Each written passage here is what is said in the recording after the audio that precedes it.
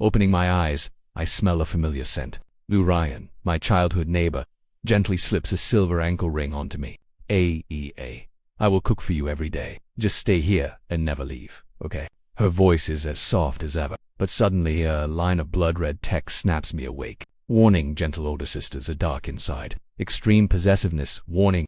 I wiggle my ankle, making the jingle. Sis, this ankle ring is nice, but it is not a pair. My other foot feels empty. Oh, and last night's braised pork was a bit salty. Today, I want sweet and sour ribs. Her gentle smile freezes.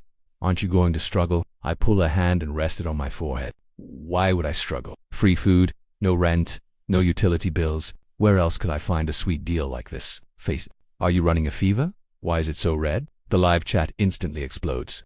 Now that is a mental attack. He is actually checking on his captor's health. Sis, I had the script ready. Why is he not playing along? I look at her blushing face and calmly add, the ankle ring is a nice style, but it pinches a bit. Next time, let us upgrade to leather. It looks more high. The chat goes wild.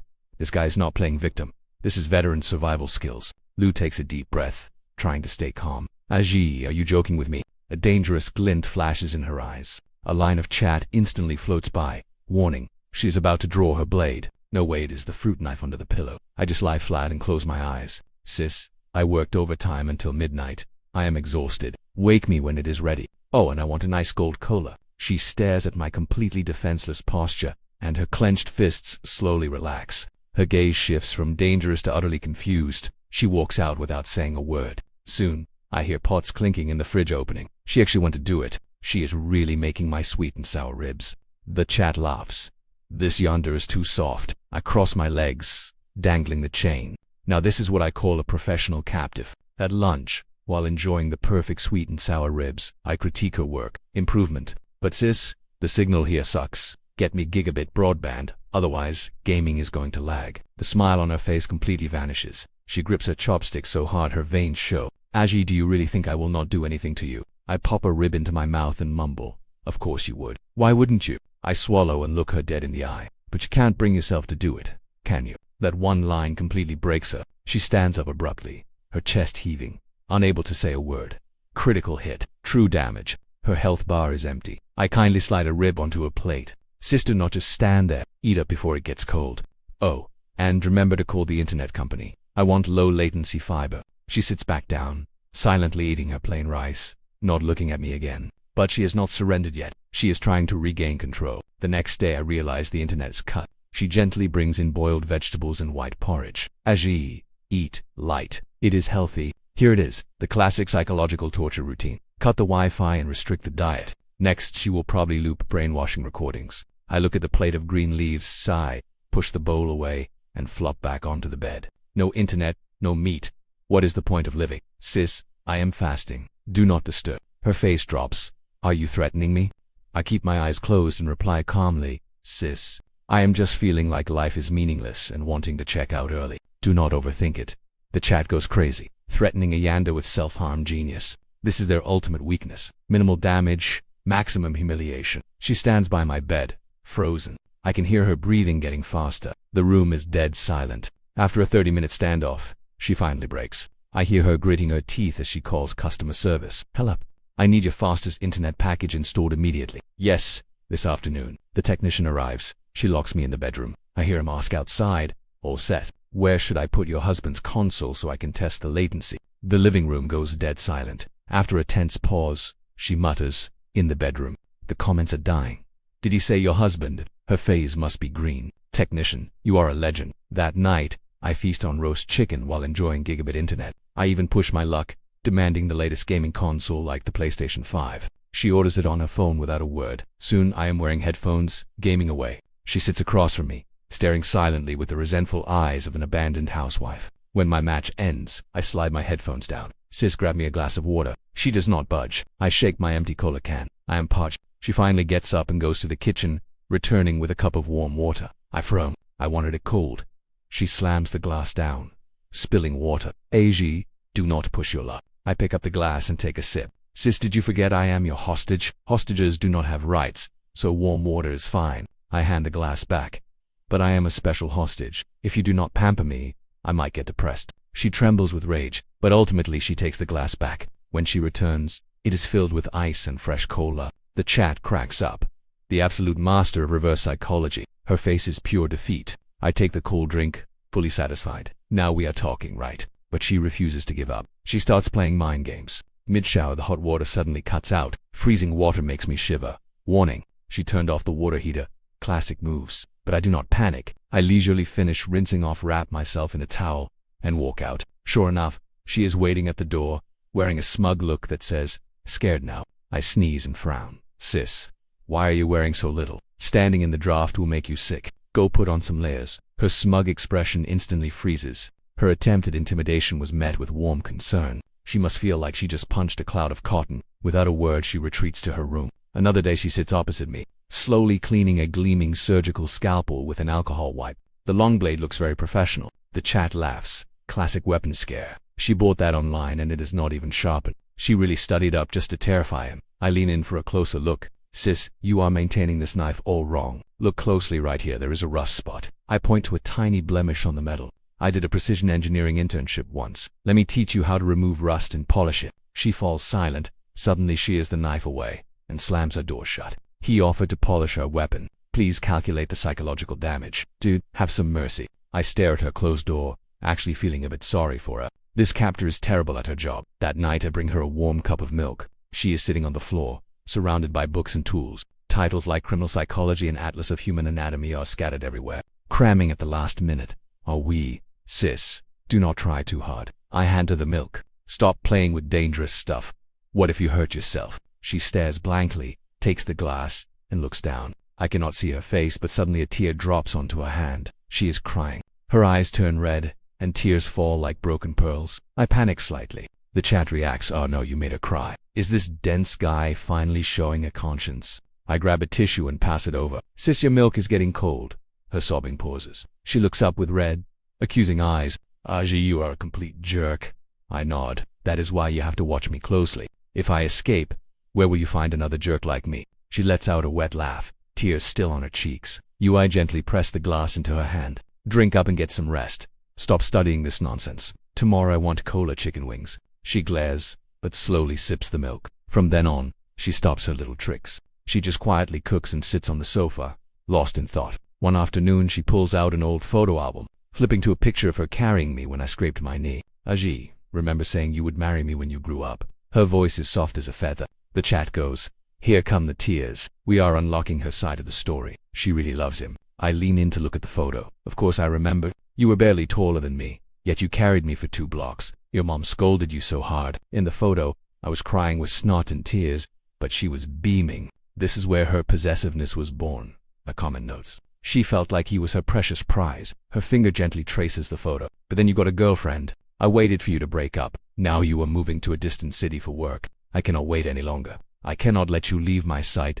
Aji." Her voice trembles with obsessive fear. Looking at her glassy eyes, I hand her a tissue. "Sis, careful with the tears, it'll turn yellow and ruin the photo." Her sorrow instantly evaporates. She blankly takes the tissue to dab her eyes. The ultimate mood killer strikes again. I look at my silly childhood self in the picture. "Sis, are you absolutely sure you fell for this snotty brat and not my current handsome self?" She bursts into a wet laugh, but then her tears spill over again. She covers her face, shoulders trembling. I stop joking and just sit quietly beside her. For the first time, I see how fragile she really is, and my heart aches a little. He is playful, but dependable when it counts. The chat agrees. Once she calms down, I speak up. "Sis, that was childhood stuff." She looks up, eyes red. "So, you forgot." I shake my head. "I did not forget. I just think locking someone up is pretty dumb. You should capture my stomach with good food, and lock down my heart with kindness." I pat my chest. "See, my stomach is yours. My heart is getting there too." She stares at me blankly, not quite catching my drift. I chuckle. "Simply put,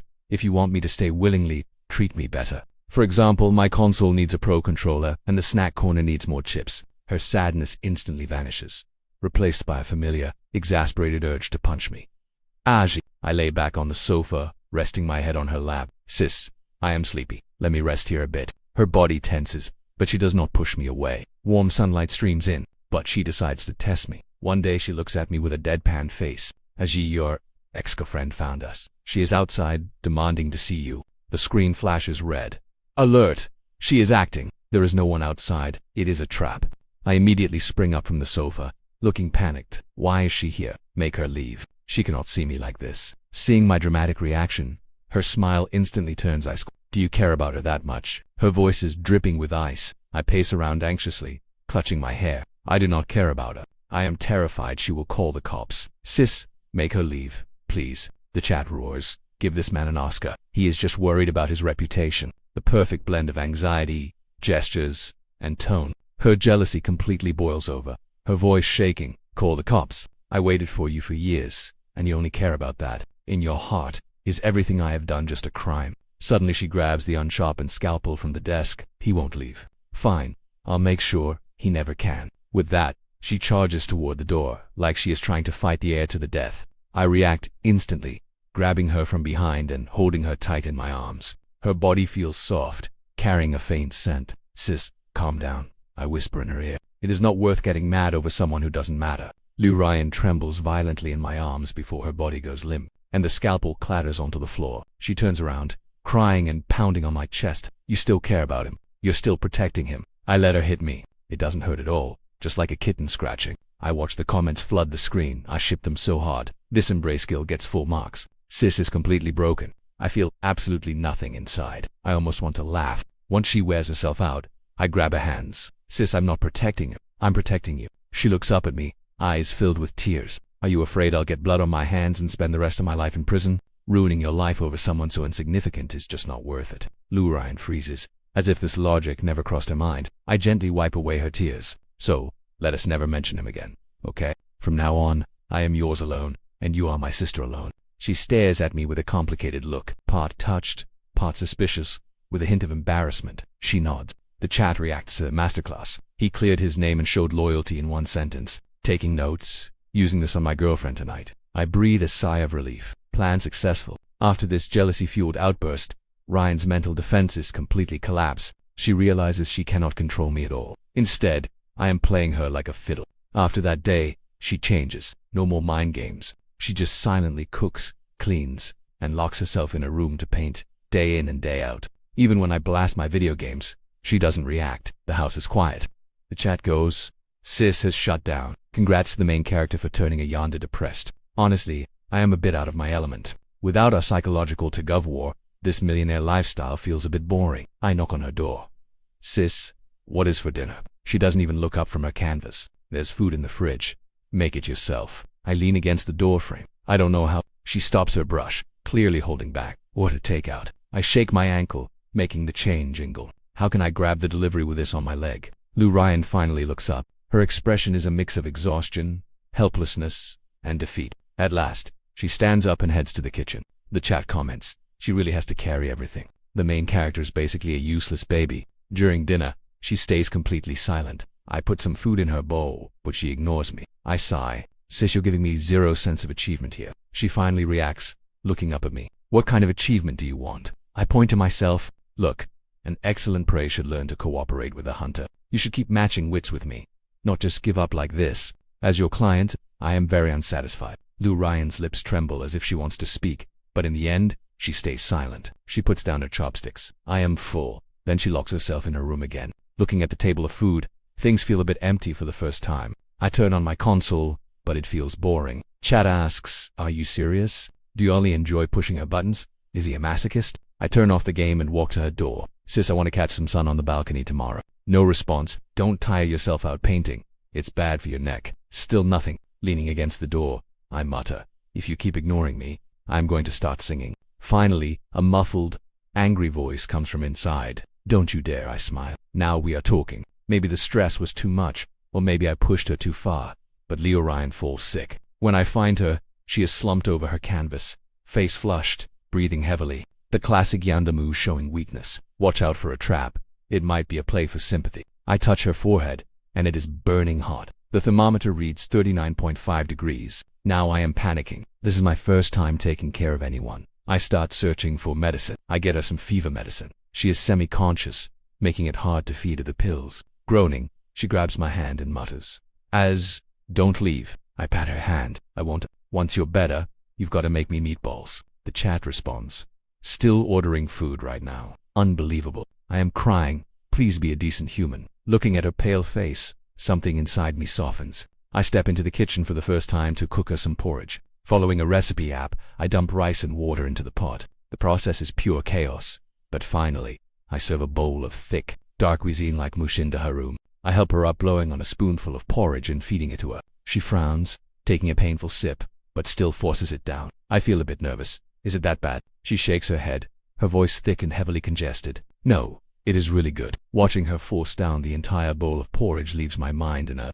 complete jumble. I replace the cold towel on her forehead and tuck her in. Her sleep is restless, her brows tightly knit. Sitting by her side, looking at her sleeping face, I seriously consider our relationship for the first time. Her love is so obsessive that it is illegal, yet I use that love to push her to a breakdown. Maybe I went too far. The chat chimes in. Don't go soft now, main character. Going soft means you lose. I sigh. I am not going soft, but we cannot keep playing this game forever. Late at night, she starts deliriously whispering, don't leave me. I will give you everything. I hold a burning hand. I know, I won't leave. I whisper softly. Just sleep. You will feel better when you wake up. She gradually calms down. Looking at her, I suddenly think that completely taming her and having her willingly stay by my side might not be a bad choice. Once Lu Ryan recovers, she completely changes. The obsession and madness in her eyes are gone, leaving only deep exhaustion and a hint of fear. She no longer tries to control me or play mind games. Instead, she acts like a dutiful maid, preparing 3 meals a day and retreating into her own world. It is getting boring. One Monday morning, after finishing the perfect breakfast she made, she places a small silver key on the table, alongside my phone and wallet. You can go, she says, her voice flat, like stagnant water. I lost. Chat explodes. Here comes the ultimate plot twist. She is letting him go. Is this the grand finale? Is it a happy ending or a bad ending? I stare at the key, the one that unlocks the shackles on my ankle. Lu Ryan stands up and opens the apartment door. Bright sunshine instantly floods the room, blinding my eyes. The world is so big out there. You shouldn't be locked up here with me. Her back is turned to me. I can't see her face, but I can see her shoulders trembling slightly. I don't move, and I don't touch the key. Chat is arguing go. Hesitation means defeat. This is freedom. Don't you dare leave. If you walk out, it's over. Stay. I slowly finish my last bite of egg, wipe my mouth with a napkin, and stand up. Lu Ryan's body visibly stiffens. She thinks I am heading for the exit. I am walking, but not toward the door. I am walking toward her. She seems to sense something, and her body starts to tremble. Standing behind her, I catch the fresh scent of her shampoo. Without a word, I reach past her. With a loud click, I lock the front door she just opened, right in front of her face. Her body jolts violently. Chat screams,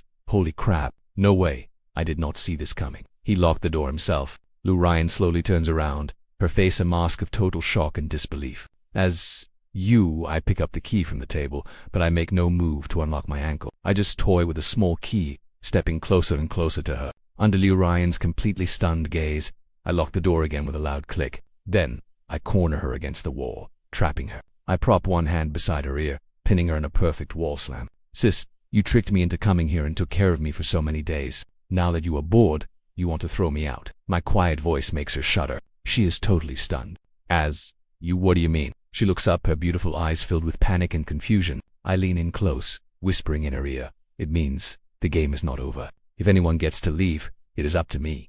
Then, I kiss her. Her lips are soft and slightly cool. She freezes, then starts to struggle, but I ignore it, and deepen the kiss. The chat goes wild. He kissed her. A legendary turnaround. Am I the one with Stockholm Syndrome here? When the kiss finally ends, I look at her tear-filled eyes, her cheeks flushed red. Breathing heavily, I pull something from my pocket and slap it onto the wall in front of her. My household registration booklet. I knew she moved all my stuff here, including this. Then, I rummage through her drawer and find her registration book too. I slap the 2 red booklets together. "Let's go, sis, the marriage registry opens at 9. We can still make it." Lu Ryan freezes as if struck by lightning, completely dumbfounded. "What did you say?" I grab her hand, ignoring her struggles, and drag her toward the door. Passing the table, I grab the key. Click, and I unlock my own ankle band. Just when she thinks I am going to discard it, I grab her wrist and snap the delicate cuff around her wrist. It fits perfectly. "Sis, now it is my turn to keep watch on you." I flash a white-toothed grin. "From now on, wherever you go,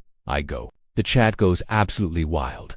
This twist is insane. Talk about a power reversal. From kidnapped victim to groom and controller, this twist gets 100%. The Yandere sister just got reverse kidnapped. What a god-tier plot. Lu Ryan stares at her bound wrist, then at me, her lips trembling, unable to utter a single word. I practically drag her downstairs. She struggles the whole way, her face pale as a sheet, repeatedly mumbling, "You are crazy. You have completely lost your mind." As I ignore her, absolutely determined to get us married. Hailing a taxi, I shove her into the back seat and tell the driver, "Take us to the nearest marriage registry, please." But the moment those words leave my mouth, Liu Ryan's eyes roll back, and she faints. The driver glances at us through the rearview mirror, full of curiosity. "Hey kid, looks like your girlfriend really does not want to marry you." Chat laughs. Congrats to the main character for literally crashing the Yandere system. Her CPU is fried. Recommend a hard reboot. I sigh and tell the driver, "Actually, let's head back to the apartment." I carry her back home and lay her on the bed. Looking at her pale, unconscious face, I feel like this game has gone a bit too far. I unlock her wrist and pull up the blanket. Sitting by the bed, my mind is in a total mess. The comments pop up. "Don't worry, she is just over. A quick reboot will fix it." What is next? Seal the deal while she is asleep. I ignore the wild suggestions. Grabbing her phone, I unlock it with her fingerprint. In her booking app, I find a flight ticket scheduled for this afternoon. The destination is not my hometown, nor my next city. It is a quiet coastal town she has never mentioned. She was planning to vanish completely while letting me go. I tap the screen to cancel the flight and refund the ticket. Then, I grab my own phone, cancel my plans to relocate to my new job, and text human resources. "I am sorry, but I called off my new job, using a family emergency as an excuse." Looking at Liu Ryan now, she actually seemed quite pleasant. A strange, deep peace washed over me. I wasn't going anywhere. I was staying right here. She finally woke up at dusk. Seeing me sitting by her bed, she gasped. Terrified like a startled rabbit, she shrank back into the corner of the bed. "What do you want?" Her voice trembled, eyes wide with pure terror. I offered a gentle smile, trying to look completely harmless. I pointed at my own eyes. "Hey sis, did you know I can actually see some pretty interesting things?" She glared at me, on high alert. Watching her closely, I decided to lay my cards on the table. "Like on day one of you locking me up." The second I woke, a floating text read, "This sweet older sister is totally dark inside." I began reciting the bullet screen comments from that first day. Sis has the whole script written, but he won't play along. I then repeated the warning from when she drew her knife.